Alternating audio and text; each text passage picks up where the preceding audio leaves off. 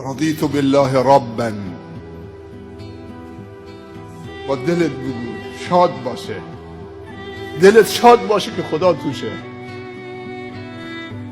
شکر خدا بکنید که الله مال همه است بدون استثنا. اگر الله ما رو یک قشر خاصی بود چه کار میکردیم؟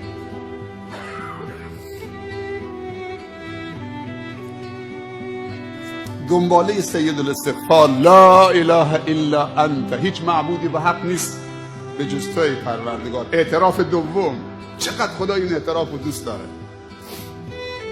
بعد میگه خلقتنی. این ترتیب این کلمات نگاه کن چقدر زیباست. بعد که میگه اللهم انت ربی، تو رب منی، بعد میگه لا اله الا انت، بعد میگه خلقتنی. سبحان الله، تو مرا از عدم به وجود آوردید. خلق ایجاد بعد از عدمه. تو اجازه دادید من ایجاد بشم، تو اجازه دادید بعد از این که منو از عدم به وجود آوردید دلم محلی باشه برای دوست داشتن تو در اونجا بگیری. تو به من اجازه دادید که رو به تو بیستم، تو به من اجازه نماز خوندن دادید، تعظیم در مقابل خودت دادید، تو اجازه شکرت دادید، تو به من اجازه پرستشت دادید. باور میکنی که هر مسلمانی اجازه پرستش نداره؟ حتی مسلمانه ولی اجازه بندگی نداره. خیلی از مسلمان ها شراب میخورن، ظلم میکنن، حرفای کفر میزنن، نماز نمیخونن. اون داستان اون غلام به شما گفتم که از کنار مسجدی با مالکش میگذشت. اون غلام سیاه پوست اجازه خواست که اجازه بفرما سرورم، من لحظاتی برم در مسجد خانه خدا. گفت برو ولی دیر نکن. اون مالکش بیرون در ایستاد. این غلام دیگه وقتی وارد مسجد شد فکر کرد که تو بهشته. وقتی که وارد راز و نیاز و با رب العالمین شد از خود بی خود شد. اون اربابش از بیرون صداش زد ای غلام زود باش بیا، خیلی دیر کردید، چرا نمیایید؟ این غلام از داخل مسجد صدا زد ارباب نمیگذارن من بیام، اجازه نمیدن من بیام. گفت مالک تو منم. کی اجازه نمیده؟ گفت همون کسی که به تو اجازه نمیده پا تو خونش بذارید. به من اجازه نمیده که بیام بیرون. اون مالک دل منه. احد بلال یادتونه؟ احد احد. شکر خدا بکنید خدا به شما اجازه بندگی داده. خلقتنی و انا عبدک، و من بنده تو هم، و من بر عهد و پیمان تو به اندازه استطاعتم پایبندم. به نعمتهای تو اعتراف میکنم، دنبالشه. هر نعمتی در من و خانواده هست از جانب توست. و ما بکن من نعمت فمن الله. و به تقصیرات و خطاهام هم اعتراف میکنم. اعتراف دوم، فاغفر لی اعوذ بک من شر ما صنعت. به تو پناه میبرم از شر اعمال زشت و پلشتی که انجام دادم. ابوء لک بنعمتک علی و ابوء بذنبی فاغفر لی فانه لا یغفر الذنوب الا انت. پس بیامرز چون آمرزنده جز تو نیست.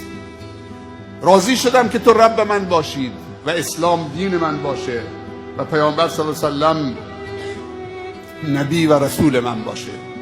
این اعترافات خیلی عالیه، آدم آروم میکنه. الا به ذکر الله تطمئن القلوب. خداوند دو چیز به ما داده. یکی عقل داده که فکر کنیم، مثبت فکر کنیم، زیبا فکر کنیم، مفید فکر کنیم. از خدا بخواهیم که استعداد و هوش ما را افزایش بده. این دعا خیلی دعای خوبیه. در حق هم دعا بکنیم که خدایا استعداد و هوش ما را شکوفا بساز، افزایش بده تا چیزها اونطوری که هست ببینیم و بفهمیم. این خیلی دعای خوبی در حق فرزندانمون دعا بکنیم، دست به سرشون بکشیم، خدای استعداد و هوش بچه های ما را شکوفا بگردان، افزایش بده تا حقایق اونطوری که هست ببینن، عظمت و بزرگی تو اونطوری که هست پی ببرن، درک صحیح از کلام رب العالمین داشته باشن، از دین داشته باشن، عبادتشون تقلیدی و کورکارانه نباشه، عبادتشون بر مبنای علم و معرفت و دانش و شناخت و آگاهی باشه. اسلام دین تقدسگرایی نیست. مولوی ها و علما حق ندارن و آخوندا مردم رو در جهل و بیسوادی قرار بدن که ازشون پیروی بکنن و بر اونها مسلط باشن. ما باید دین خدا اونطوری که هست به خاطر خدا یاد مردم بدیم، حتی اگه مردم دین خدا رو یاد گرفتن احترام ما نکردن اشکالی نداره. اجازه ندید کسی دستتون ببوسه. در هر جایگاهی که هستید، هر شیخی که هستید، ما وظیفه داریم که بندگان خدا رو به خدا وصل بکنیم، نه به خودمون. قرار نشده ما خدای دیگر بشیم. احترام و محبت جای خودش،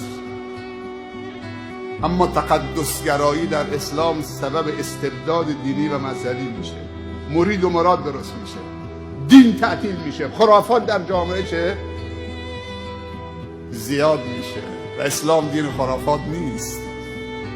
امشب ما جمع شدیم که تبدیل بشیم. کشور ما تنوع مذهبی داره، تنوع قومی داره، ولی بالاتر از همه ما مسلمانیم، بنده خدا هستیم. شافعی به حنفی توهین نکنه، حنفی به شافعی توهین نکنه، حنفی و شافعی سنی به شیعه توهین نکنه. اگر دلیل داری مطرح کن، همدیگر رو دوست بداریم. کشور مال همه است، مال شیعه هست، مال سنی هست، مال مسلمان هست، مال غیر مسلمان هست.